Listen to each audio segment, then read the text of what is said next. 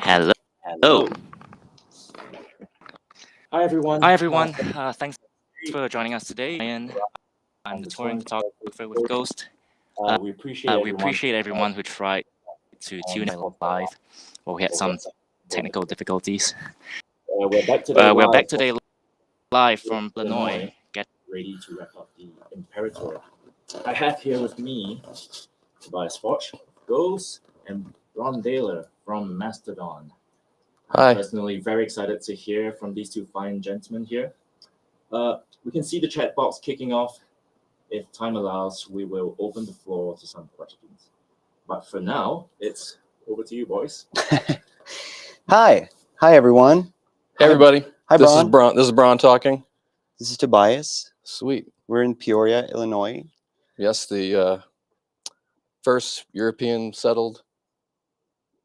settlement, I think, of the States. Was it? By the French. Oh, okay. That happened here. 1600s or something. Yeah. Fast forward to now. Right. Look what Peoria became. Yeah, absolutely. Also, where Richard Pryor got his start. Oh, yeah. In the clubs I around should here know doing that, actually. doing I'm a comedy. Huge fan of Richard Pryor. And they had a big red light district here in the better part of the 20th century. Lots of brothels and things like that. They're all gone now. We can't go visit them. No, but we played it a couple times actually, and it's always pretty nice. Yeah, or actually very nice. It's yeah. I mean, I don't know. Have you look upon that? But you're an American band, so for you guys, it's a little bit more your backyard. But sort of. But for European band, like we've always sort of made a thing out of touring America, like proper, like not only just go to the microbreweries, of Williamsburg, which a lot of bands think that if I can do a club in Williamsburg, we've made it in America. But No, especially this tour has been to a lot of places that are sort of off the beaten path and don't get a lot of tour traffic, I think. So I think that's awesome. It's always good to bring the rock to the kids that don't live in the big cities. They appreciate it a lot. Yes, they don't get a lot of shows. So there you go. I'm from Rochester, New York, and we didn't get a ton of shows when I was a kid. So when bands came to town, it was a huge deal. So I hope that's the same reaction that they're having to a tour like this. Yeah, I come from a very similar thing where I grew up in Linköping, which is nowadays it gets a show here and there, but back in the 80s, 90s, it was like not happening. Not happening. No. And we always had the problem that our city was too close to Stockholm. So it's just 2 hours away from Stockholm. Yeah. Which all the big bands came to Stockholm or Gothenburg, and therefore no one would come there. So was that? Did you drive? Did you pile in a car with a bunch of your friends and drive to Stockholm to see big rock shows when you were a teenager? Absolutely. But I moved to Stockholm when I was 16. So you got there just in time. I got there, but before that I had to go up there. And fortunately, my mom was from Stockholm, so my grandmother lived there. Gotcha. So anytime I wanted to go there and go to a concert, I can just Stay at grandma's house. yeah. Sweet. Yeah. Yeah, we the closest city to Rochester is Buffalo, so a lot of and it's just a little bit bigger than Rochester, so I felt like a lot of the shows would go there, but it was a little over an hour drive, so car full of teenagers, roll up there, see the show, and come back. Yeah. So it wasn't that big of a deal, but yeah. Touring is fun though. We do have a little bit of a little list of bullet points of things that we were told that people are interested in. Oh, sweet. So you want to check that out? Yeah, let's look at it. Let's see. We both seem to write concept albums, is what it says here. Is that true? I guess so. I guess that's why it's interesting for you and I to talk about it, just to sort of, if there is a differentiation between the way that we conceptualize records. Yeah, it's asking, do you have a concept or narrative before you go into the studio? For us, absolutely. It might not be fully realized, I don't think, but we always have something to look at. And I always felt like concepts, I guess maybe backtrack a little bit. For me personally, when I was a kid, I think some of the albums that I gravitated towards, like Genesis, Lamb Lies Down on Broadway, and just things that had this narrative. I just felt like your ability to be a fan of that particular group or that particular album, for me, just became so much more. There was so much more to offer from an album like a King Diamond Them or something like that. You could read this story, and it had this whole narrative that rode along in tandem with the music, and you could kind of have this movie play in your head of what was going on. It wasn't just maybe loose-leafed song ideas, having nothing to do with each other. So I always really enjoyed that, and I always thought that it was, when it came time to have my own band, I wanted to try to do something similar. Plus, I feel like it gives you an opportunity to be able to really have something to concentrate on and look at and build aesthetics around with the album, and gives the fans again an opportunity to get totally immersed in the album and the look and the story that's being told. And I think that I usually, in one way or another, compare conversely like this. I compare my work and our work, what we're doing, very much with restaurants or making films or architecture, actually. Right. The difference between being an architect on one hand when you're making something, but when you're on tour, you're actually just a carpenter. You just it's just a physical labor where you're sort of just doing what according to plan. Yeah. You work according to spec. And but conceptual records can, just because you mentioned King Diamond, it was obviously extremely storytelling, with a story that starts from the first second and ends at the last song. Of course, yeah, it's very you can follow it, A, B, C, D all the way through. Yeah, it's a story with a storyline with characters and right, that. But on the other hand, you have a band like Kiss, whom definitely did. It was the same, lyrically, like there was the same debauchery. It was just about fingers going here, there, and everywhere, and wishing it was done to you, and and of course, pulling love guns and stuff. Meeting you at the ladies' room. Exactly. And or going blind, which is a horrible text.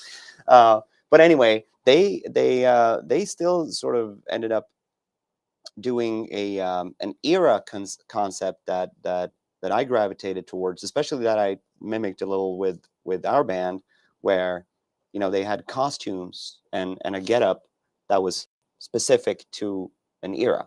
Right. So you could see the difference between like the Love Gun tour and the Rock and Roll Over tour and the Destroyer tour, and if it's a picture from 1974 or early 75, a live tour, and all that. So conceptually, it doesn't necessarily have to be as detailed and as hardcore as King Diamond. Right. Like a book. Yeah, it's more from a restaurant point of view. It's like it's a grand concept. Yeah, and it's rather has knowing an arc that's not really, it's gonna keep going. And it's also changing. maybe know where it's not going. Right. Like, yeah, we're doing a Asian fusion, so no, we're not doing it. Maybe we do hamburgers because it's kind of, but we're not going to do pancakes. Right. That's what we're not doing because we're opening up a pancake place next year. Right. Or crepe. And they don't know that. Yeah, the complete creperie. A creperie. A crap creperie. Yeah. So how do you have anything more to say about concept albums? Because we do have other bullet points, and I think we can talk about that forever. We could talk about concept albums forever, but I will say that they're just it's just a lot of fun to just exercise that other aspect of being creative within being in a band, you know. Yeah. Where if you're not doing that, you know, it's you know, for me it's just not as fun, you know. It's like I have, you know, we have other aspects of creativity that we can access, and you just try to put everything that you can into your project, which in our case is Mastodon. So it's try to put every single bit of my imagination into that. Mm. And another thing I think that people will probably know, but also just because we're talking about concept albums as if that was a one solidified thing, which we've already covered that it's maybe not. Many records are concept albums without being intentionally so. Right. Because many artists throughout the history of time have written albums on the back of trauma or life change. Yeah, like and- life changing, and so you have the, you know, the classic, especially amongst a lot of the singer songwriters, is the big divorce record, or like you know, Beck Sea Change or something like that. yeah, Was it like, you know, it's unavoidable for every song is going to be about that specific topic that was at the forefront of the artist's mind, and there's no way that, and all the songs were written that around that specific event, so Exactly. there's no way that you could sidestep it and be like, oh, and I'm going to sing a song about you know, Ed Gein and just throw that in there for good measure. Yeah, which makes me think, are you a fan of a Macabre? Macabre? Yeah, Oh, Chicago yeah. band. Uh-huh. Yeah, Yeah, I love that band. Yeah, band's amazing. Go Illinois. Yeah. Da-da-do. Okay, so next bullet point is your latest record, Hushed and Grim. Mm-hmm. Does that differ? How does that differ to your process for Ghost? Am I? I guess I'm not I think, able to read here. I think I think what it's trying to say is that let's see. This is on this concept. Right, wants me to talk about the inspiration behind the album writing process, narrative, and how that differs from your process. Mm-hmm. But I feel like we sort of touched on that with the concept album. Yeah. Talking, but you know, my first for Hush and Grim, you know, unfortunately we lost our manager Nick John, who you knew, and you know, horrible situation. He had pancreatic cancer, and it was awful to watch our friend go through that, and so it was such a devastating loss for our band, you know, kind of the band's dad, you know, so to speak. And so we knew that the next thing that we made was going to be for him and probably would be about him in some regard. But I guess we try not to be too literal, you know, especially when it comes to the ability, you know, we want to make the art of make some piece of art out of that situation. And so my first basic idea was to have this tree metaphor, and maybe this throw another afterlife mythology into the pot, as if there weren't enough. So I said, maybe the soul of a human inhabits the heart of a tree and experiences all four seasons to say goodbye to the natural world, and then moves on to the next plane of existence, whatever that may be. So that was the starting point for Hushed and Grim. So I always get this one little spark, one little idea or something that I sort of maybe came up with, and then I try to write it out from there, you know, and I share it with all the guys, and then we will sit and work on lyrics together, and you know, go through all that. Yeah. But Nice concept, I must say. thanks. And yeah, I just must do a little shout out to Nick John, Yeah. as he's a very missed Yeah, absolutely. person. Awesome- For awesome anyone guy. who doesn't know, also that Nick John was part of the same management team as now our managers, Right. Kristen and Rick. Yeah, Kristen and So Rick. they were working together. So yeah, we everybody worked all together. Nick worked on Ghost stuff. Kristen always worked on Mastodon stuff. They all were sort of, they don't have very many bands that they work with. no. I think that, and then they just try to pay special attention to us, you guys, Gojira, and at the time, Slayer for a long time. That was Oh, kind yeah. of the flagship, obviously, band that sort of started their Rick Sales whole thing. And, but it's a very family vibe over there. You know what I mean? They all love each other very much. And so you feel that as a band that's managed by a group of people that are like that, and then you see and hear stories from other bands that you're friends with, and you realize that you have something special, and that's pretty cool.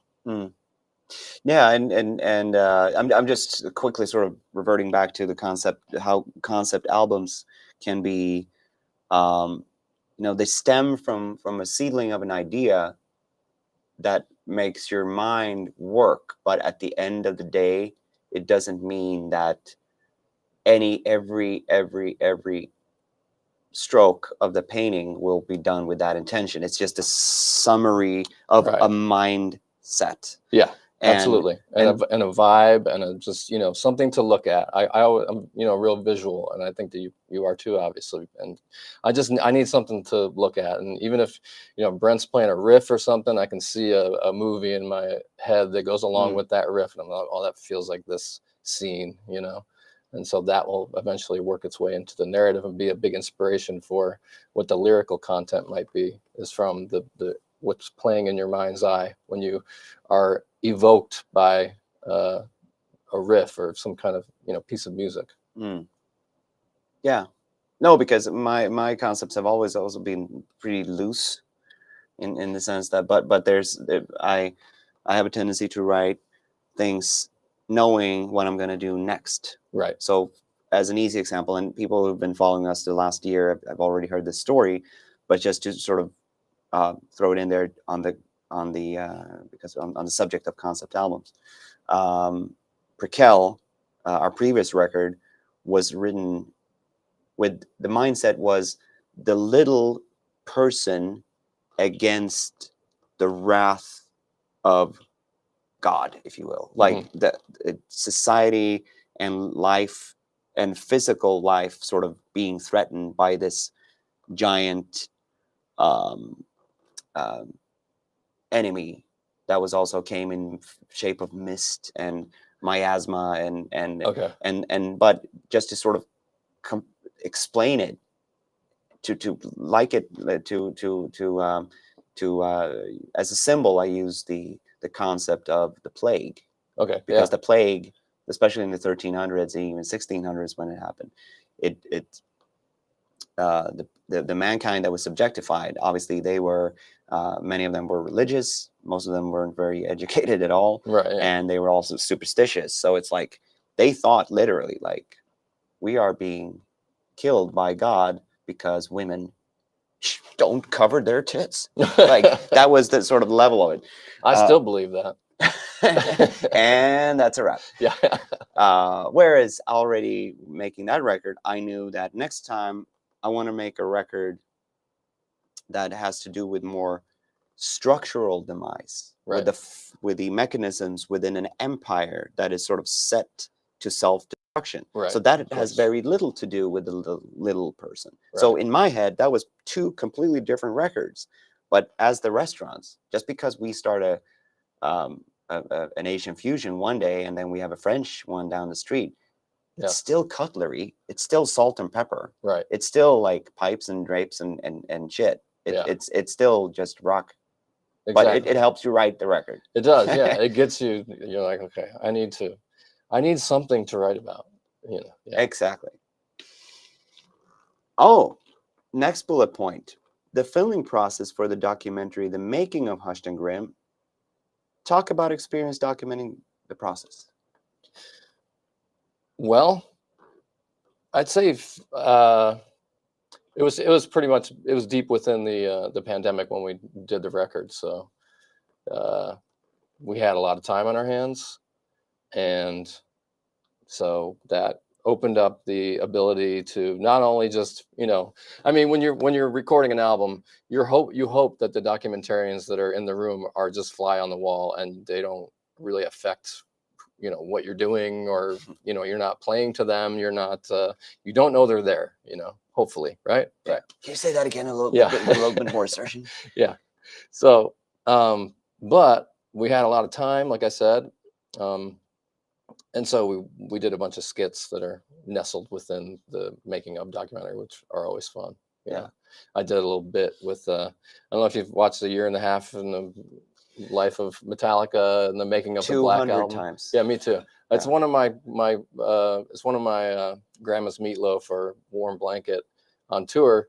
I don't know why, but I'll just put that on, and I'm having a bad day, I just watch those guys make the Black Album, and for some reason I enjoy I like hanging out with those guys during that time period. Oh yeah. But there's some scenes where Lars is wants to record his drums really late, and he's got the he's got a Then he has to eat, and got then a he has to towel. Yeah, he has take to a do fucking this, and nap, then- and yeah. then yeah. So we did a little bit about that, and I'm Lars, and I'm playing basketball, and I'll do anything to avoid doing my drum tracks. So you So dry hump the producer and when he No. was giving you No, I tips on don't, the no. I left that part out. Yeah, David wouldn't have it. But yeah, it's basically, you just get some people that are going to sit there and film your every move, and then hopefully in the editing process it all comes together and looks awesome. But On a side note to that, have you seen the additional material that came out like a year ago from that? from that, I don't know. Oh, You got to send Brann, that. you have to see that. Send that to me. Oh, it's fantastic. It's Okay. like a whole nother film. It's like an hour more Oh, of Jesus. stuff that you haven't seen. Okay, well, you got to And- link me up, dude. Oh, that film fucked me up so much because I saw that film probably 150 times before I had ever been to a studio.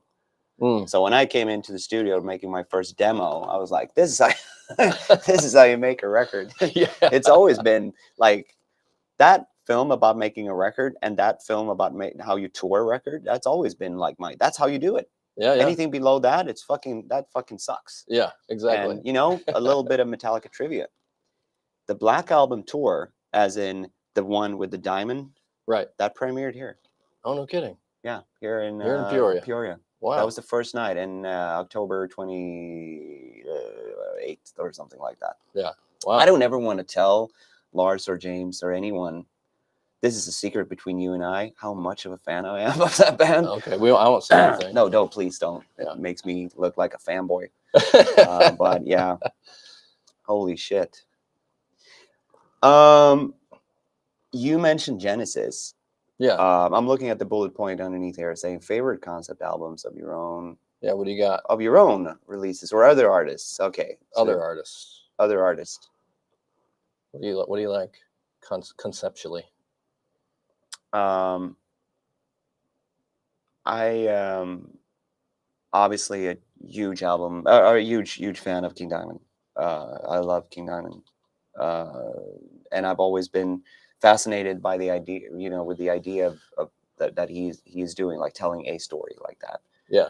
There's plenty of albums like that aren't very good. Right.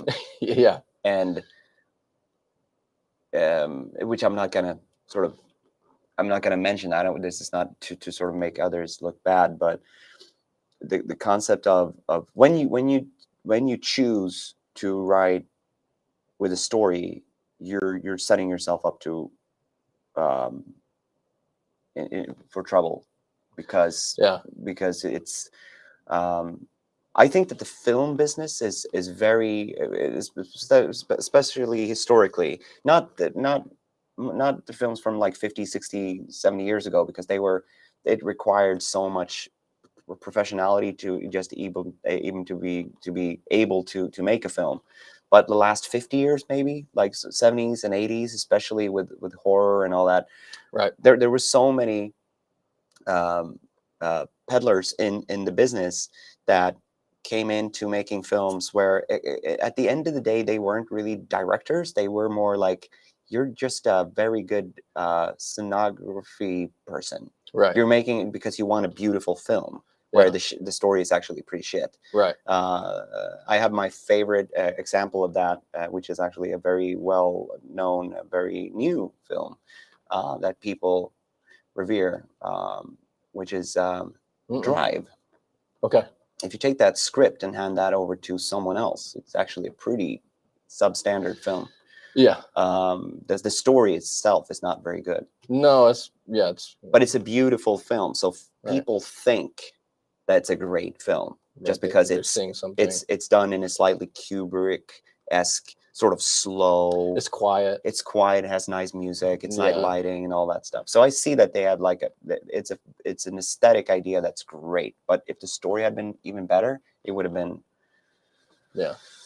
fucking a masterpiece. And I think it's the same thing when you're a rock band or you're a songwriter and you all of a sudden like, I have a story to tell. Yeah. Because you're still going to present it in the form of music. And there's a whole lot of practical issues when making just the sound of a record that will dictate a lot of things that will fuck you up story-wise. Yeah, that's why. I mean, I've never really actually, I don't think we've ever really actually locked into like, you know, this is an ABCD story being told from start to finish. It's been, you know, a little more ambiguous when it comes to following along with the lyrics. You know, oh, we're at this part of the story now. It's not really locked in that, you know, it's not that rigid. I'll tell the story on the outside and be like, this is what the story is, you know, Crack the Sky or something. It goes like that. Yeah. So, and that's what everything's going to be written about. And that's what's going to be surrounding it. But because you're right. I mean, it's like, there's a big difference between the music that's actually happening and the flow of an album when you're sitting and listening to it, when you are the artist and you've sat down with everybody and you're like, okay, well, like it's building a set list, you know, you're building your playlist, you're making, these are the songs on the album and this is the first song on the album. Okay, so what's number two? A lot of times you'll say, I have the first song and I have the last song. I know that I want those two. Has to be the last song. That has to be the thing that takes us off into the sunset. That's what that sounds like. And this sounds like the first song, you know. And then you have to fill everything in between there. So the genius of King Diamond, you know, of being able to tell this story and have the record be musically flowing is like, you know, we need to talk to him. We need to get him on the phone. We should have had him on it because he does it really fucking well. Because you can follow it all the way from start to finish, and it's telling you the story as you go along. So it's like, man, did they pick the music? Did they just have the music first and then they? Because it's difficult to sort of do that, especially with us. You know, there's four of us obviously, and so we all have different ideas about, well, what song's going to go second and what song's going to go third, and that's always like this big. Not argument, but you know, there's a lot of talking about that, you know, and a lot of like, well, I think this should, you know, some strong feelings about what should be second. You know, it's the most important thing in the whole world when you're in it and making it, you know, and then maybe later on you reflect on it and you go, maybe it wasn't so important that song was third. You know what I mean? Right. It really wasn't detrimental to the album that song ended up being third, but man, when you're in the moment, you're like, no, it has to be. But the thing is, I can get like a storytelling vibe hearing artists who are definitely would not sort of proclaim to have written conceptual records. I mean, like Bruce Springsteen. Oh yeah. When I'm listening to Bruce Springsteen, I'm sort of. You're in New Jersey. I'm in New Jersey. Yeah. And when he sings about the 60s, I'm with him in the 60s. And yeah, then he paints a very, very clear picture. But when he wants to put in your mind. Glory days, you're with him in that bar with all these people talking about how good of things were back in the day and how they're in the future going to think about back to this moment of being the glory days, and so forth. So it's like that's a concept. It's the same thing. Are you a Marillion fan? Marillion, not really. Okay, I'm actually. Do you like Marillion? I actually love Marillion. Should I get into it? You should. Okay. For the longest time, and now I'm going to be very frank. All right. For the longest time, I never really understood the genius that is Marillion. Okay. Because I thought of Marillion, they sounded like Spinal Tap, Yeah. but So, without the joke. right. That's what my mind. That's where. And I don't have anything to base this on because I don't even know if I've heard a Marillion song. I think I probably have, but I don't know for certain. But just maybe seeing album covers or just some peripheral knowledge, made me think that I might not be into something like that. But I think you can change your mind. Marillion, all right. the first 4 records. You got 2 links you got to send me. Yes. The records they made with Fish, the first singer, the original singer. And this is not shitting on anyone who's singing right now or anything. I'm just saying that take it easy. The records with Fish are fucking amazing. Okay. They're really, really beautiful. I mean, you're a proggy person as well as am I.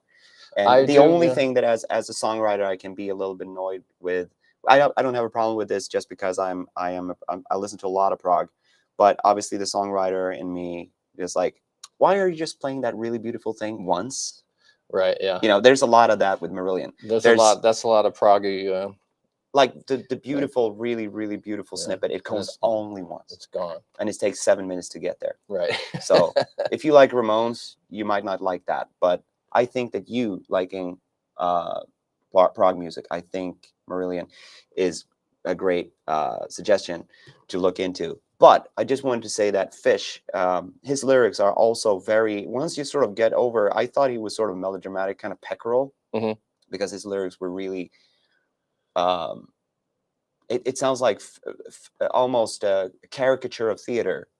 Right. Oh, how you look at through the miscarriage of the mind. Okay. It's like, but he's singing about his life. He's singing about his reality right there and then. And if you sort of just take a little time and just place it in a sort of a 70s, Marillion was an 80s band. Right, yeah. And they were completely out of sync with everything. Okay. Because they sort of labeled as a heavy metal band for some reason. And they were all over Kerrang. Right, yeah. And they played like heavy metal festivals. Yeah. And their biggest idols must have been like Genesis. Like yes, King Crimson, all that. Oh yeah, absolutely. Very, very, very, very AOR, very proggy. Cool. Okay. Anyway, listen to Marillion, especially Fugazi's great record. I'm gonna listen to Marillion. Misplaced Childhood is fucking amazing. Oh, you want to take the next bullet point? We can do a bullet point, or we can do a question from a fan. Let's do a question from a fan. Why don't we? Ryan, Shang. Yeah, Ryan. Do you have a question for us? Yes. Okay, so this is from Josh Johnson. Hi, Tobias and Brann. What about each show builds your musical skills and keeps the fire lit? Which part of the show? Yes. Where in the show, if there's any moment that makes you feel like this is why you're doing it? I can come up with a lot of funny answers, but yeah, in the shower. Yeah. Yeah, what is that? Do you want to start? The toilet with no doors yesterday. That was good. Oh, which is very standard when you come to these sport halls. The gang showers, those are nice. If you turn them all on and you run around, it's quite fun. Yeah. No, during the show, man, I mean, I don't really need much to, light the fire. I need the intro, and then from there, I'm kind of off to the races. It's pretty awesome. I don't really have much of a dip, in enthusiasm to be up there doing it. You know what I mean? But we were talking last night about I had a few shows where we call him Peter. I'm not even really sure why, but this is a voice that appears in your head. That's you talking to you. Oh yeah. About you're going to screw this next part up, or your sticks are going to fly out of your hands, and you're like, and then I'm saying to myself, who's saying this to me, no, I'm not, and stop saying that, and go back where hence you came, Peter. No one wants to talk to you right now. Thought about a steaks box for you. You could I thought about a spot. Yeah.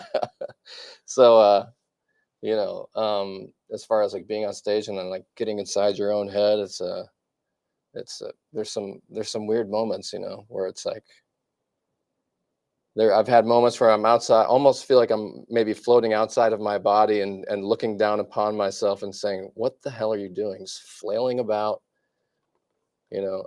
It's a very, so it's a weird place to be. But Peter's gone away for now, and I've just been having a great time on stage. Yeah. Good. Yeah. Yeah, I think that's also one thing that you don't want people to think about, but since we're having a conversation about it, when you're doing a somewhat well orchestrated show, and I'm not just saying just because we are sort of come off as theatrical. I mean, a show is filled with cues, even for a band that just looks like they've just, you know, even a Pearl Jam. Like we're jeans t-shirts people. Yeah, know, just Metallica, because, you know, just because you come up and rock out in your streetwear, right, does not mean that all of a sudden everything is completely improvised. Just throw us a song and we'll just play it. No.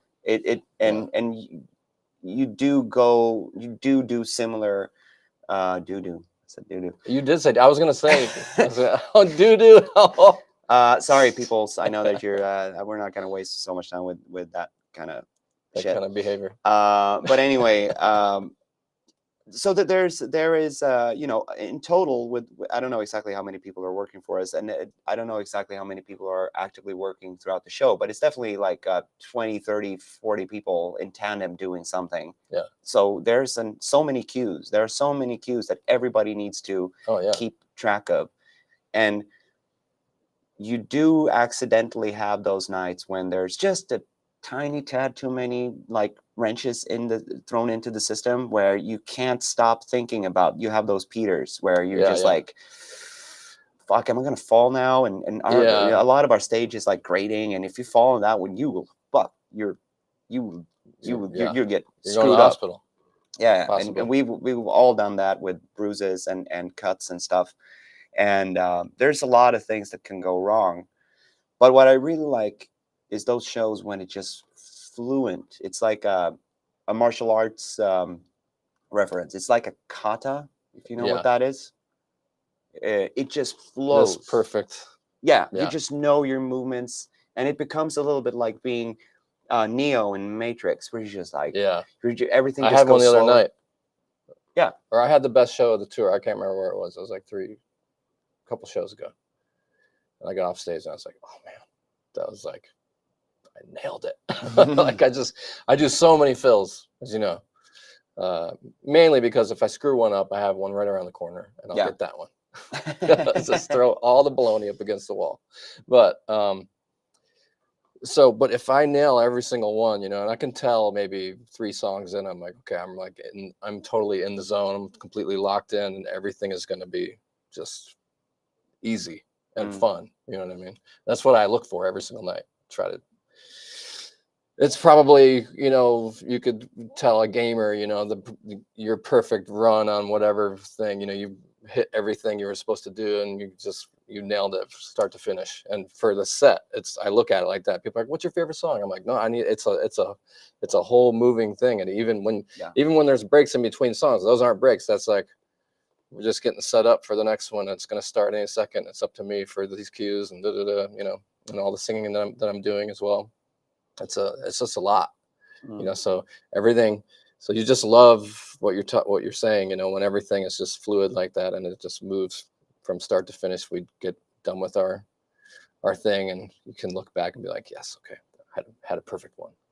One thing I really like, regardless of how the show went, is that the end of the show, when the show is ended and we do the bows and you see people happy, that completely what's the word, overrides any kind of like anxiety you had during the set, or any kind of like so I screwed up one little bit, and no one's gonna even hear that. I know that, you know what I mean. I've watched plenty of shows, you know, of my friends, and you know, you walk up to your friend after they're showing, you're like, that was amazing, and they're like, no, I screwed this up and I screwed that up, and you're like, oh, I didn't hear that at all, you know. Yeah, because you're not going to.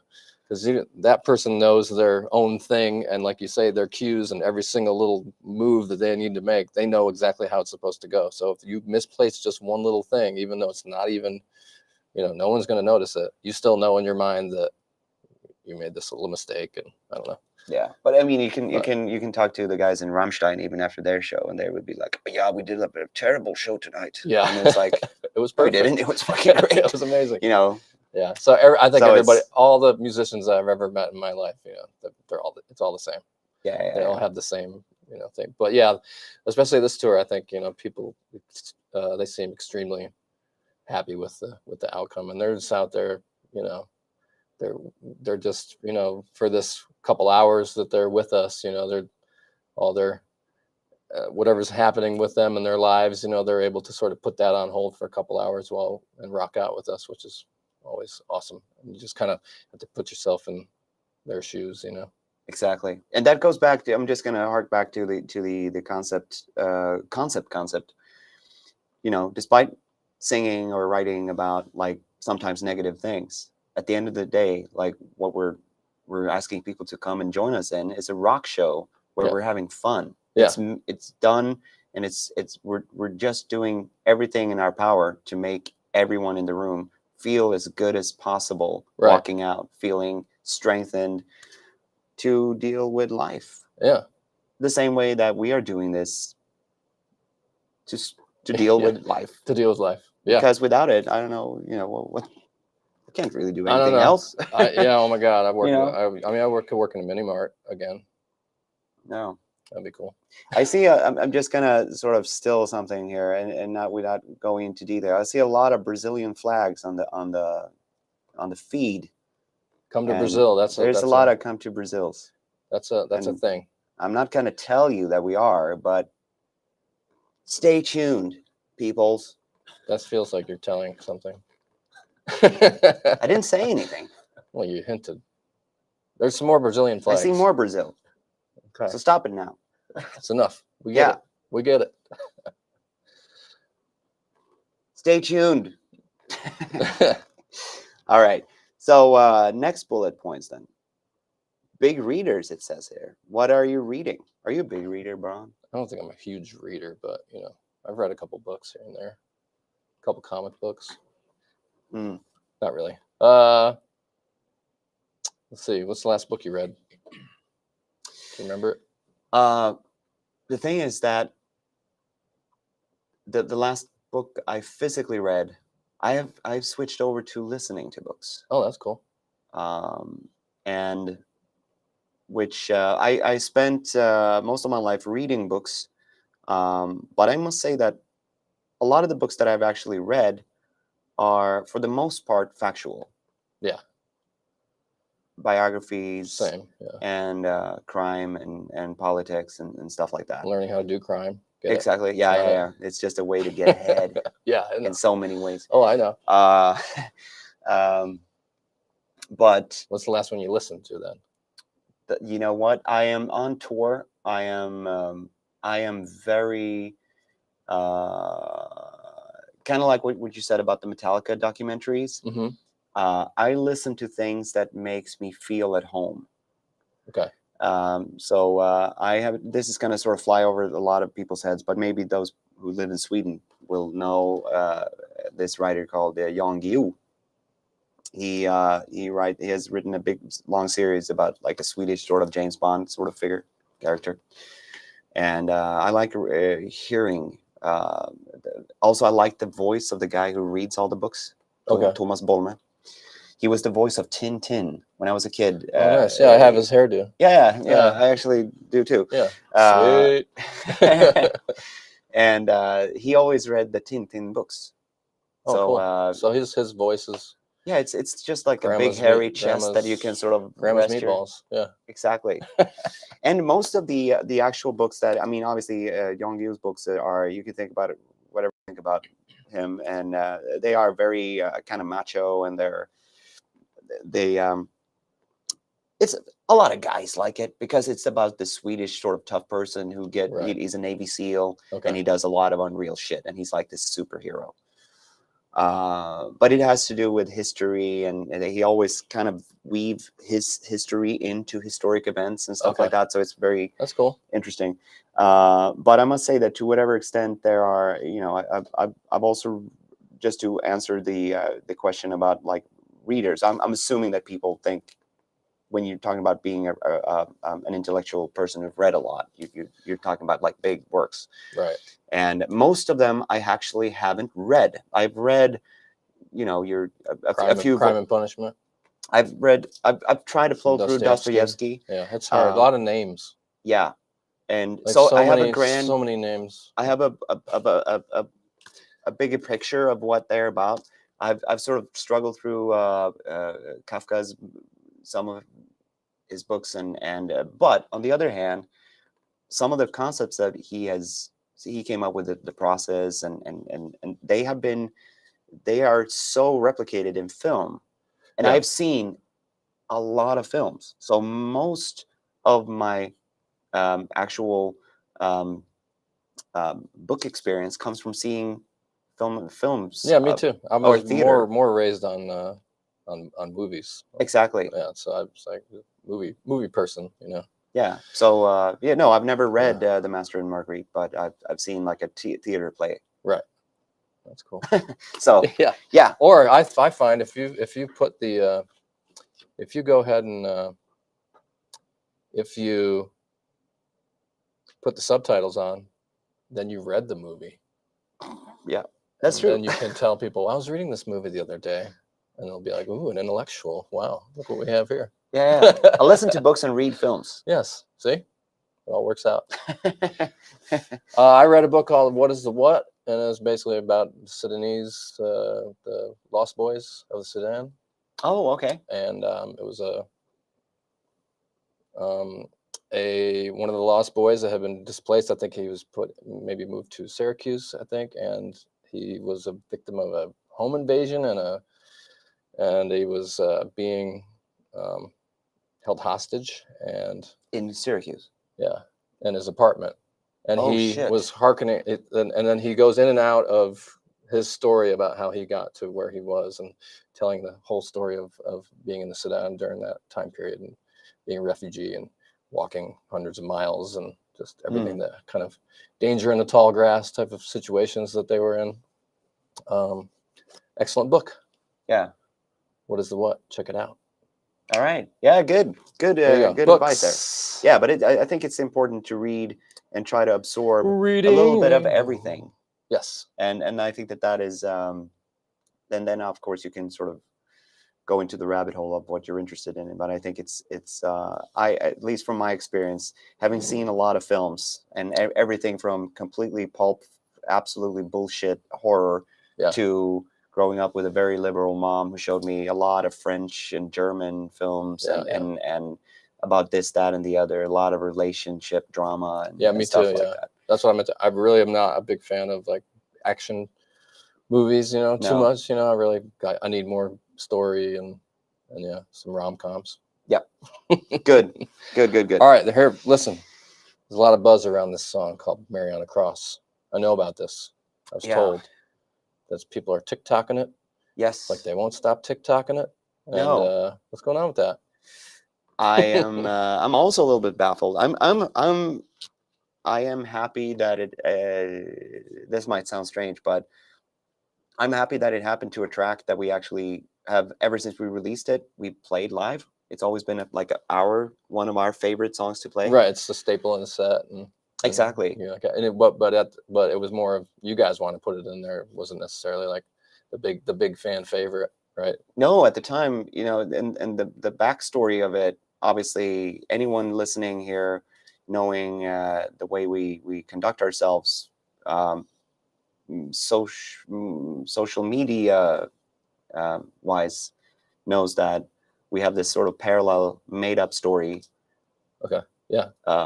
Of a story that just sort of continues, that is there because it actually started with Tom Wally, our yes, love Tom Wally, the head of the label. When we got signed to the label, he was like, "Well, there has to be a story, right?" And I was like, "Well, it's an anonymous band." There's Right. no biography here. Yeah. Well, there have to be a story. Okay, I give you a story, and I made this story up.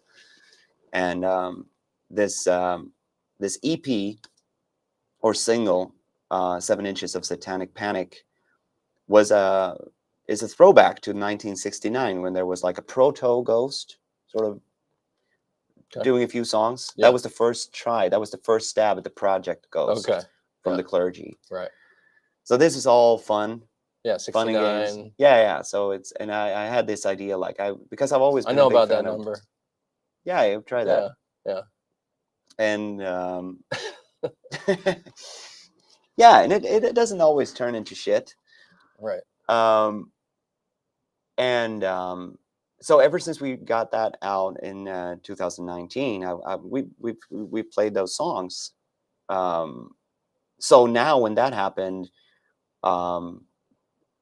you know, that sort of I don't know, phenomenon success is something that a lot of labels, they work their asses off to do that. Like, because you want, if you're a pop artist or an artist, you want a song to be trending on TikTok. You want people to be sucked in from right, you. right.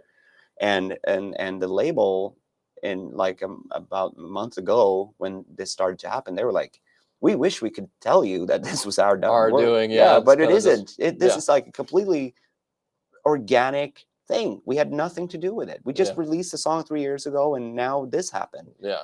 And I was like, well, lucky us then that we're already playing the song. It would have been weird if it was on B-side somewhere. And you hadn't rehearsed it in the 3 years or whatever. Yeah, and then all of a sudden, like, oh, this is the big song now. Yeah. So here we go. Okay, we already played. Sweet. Yeah. What's the song about? Are you able to divulge the information or no? I can, to a certain degree. It's I think that there is a I read the lyrics.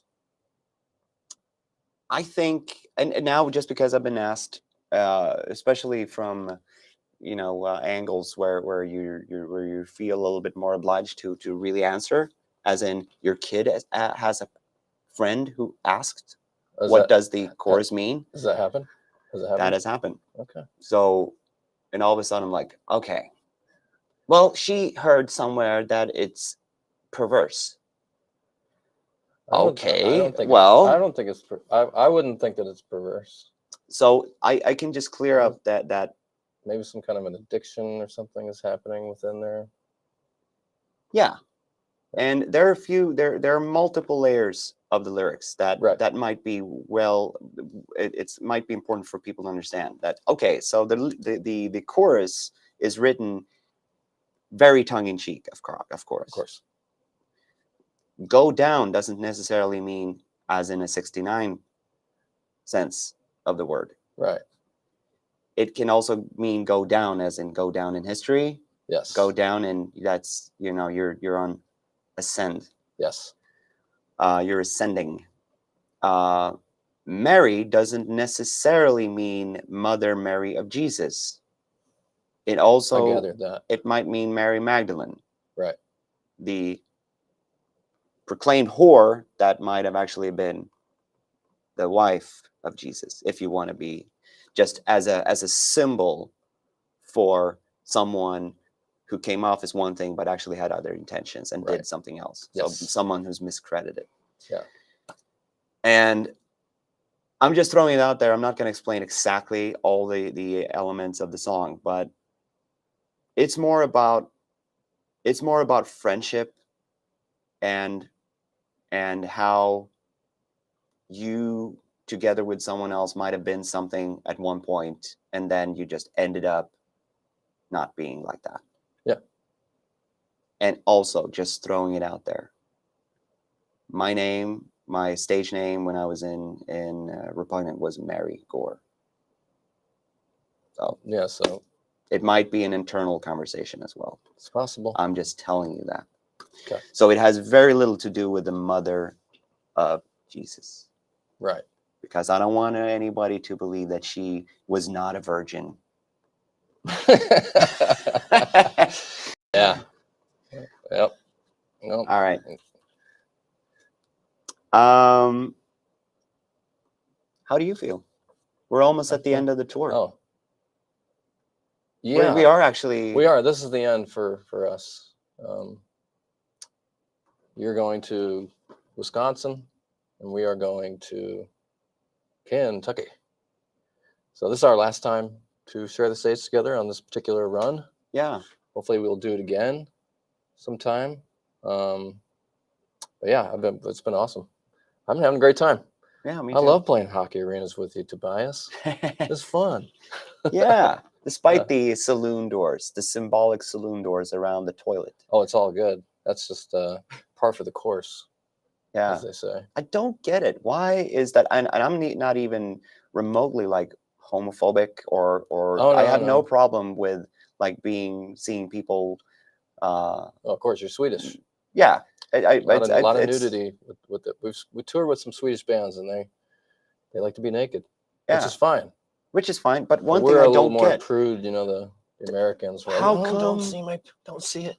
How You know, come it's the weird. American locker rooms are built the way they are? Because they're constructed to make you show your penis Yeah, you have and to show be off you're taking a confronted. shit in front of each other. Yeah, I don't get it either. Is that a team building thing, you think? I think it must be. It Yeah. must be. Yeah, Because all that prudeness, that sort of it has to be. You can't have it if you're going to be involved in team sports. You can't have it. You It just must have to be get it that, out right? and listen. This is what I got going on. If you want to say something about it, that's fine. We can talk about it. Yeah. But you're going to be showering together and getting all grab assy. I don't know what goes on.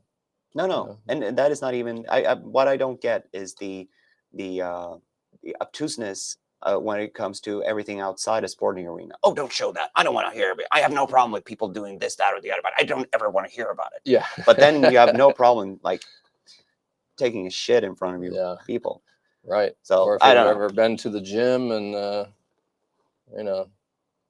Yeah. Okay. So this is a little side note. Like we're just we it's just been in the locker room every single day for the last month and a half or so, and it's on our minds. It's on everyone's minds. yeah. But it's been a Anyway. great tour. It has been. I always love touring with you guys, and I Yeah. always love talking to you. Yeah. Thanks. It's a nice. Likewise. Thank you. Yeah, Thank you, man. Brann. So To the everybody fans. happy? Or do you want to wrap with one more question, maybe? And that'll be it?